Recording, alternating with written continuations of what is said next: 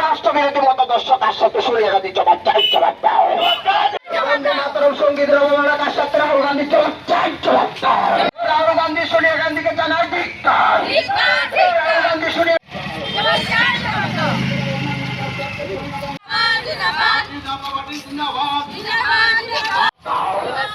রাষ্ট্রীয় গীতের অবমাননা কার সাথে রাহুল গান্ধী জবাব চাই, জবাব দাও। ভারতীয় জনতা পার্টি জিন্দাবাদ। ভারতীয় জনতা পার্টি দলের দলে যোগ দিন। রাষ্ট্রীয় গীতের অপমাননা কার সাথে সোনিয়া গান্ধী জবাব। বন্দে মাতরম সঙ্গীতের অপমান কার সাথে রাহুল গান্ধী জবাব চাই, জবাব দাও। এই বন্দে মাতরম সঙ্গীতের অপমান কার সাথে রাষ্ট্রীয় গীতের অপমাননা কার সাথে সোনিয়া গান্ধী জবাব চাই, জবাব দাও। এই বিক্ষোভ রেলিতে দলে দলে যোগ দিন। এই রেলি থেকে আওয়াজ তুলুন বন্দে মাতরম সঙ্গীত। রাষ্ট্রবিরোধী মতাদর্শ কার সাথে সোনিয়া গান্ধী জবাব চাই, জবাব দাও। বন্দে মাতরম, বন্দে মাতরম জবাব চাই, জবাব দাও। এই বন্দে মাতরম গীতের অপমাননা ভারতীয় জনতা পার্টি জিন্দাবাদ। ভারতীয় জনতা পার্টি ডাকে আজকে বিজেপির আজকের বিক্ষোভ রেলিতে দলে দলে যোগ দিন। বন্দে মাতরম, ভারতীয় জনতা পার্টি জিন্দাবাদ।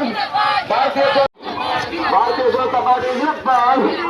ভারতীয় জনতা পার্টি ডাকে আজকে নমস্কার।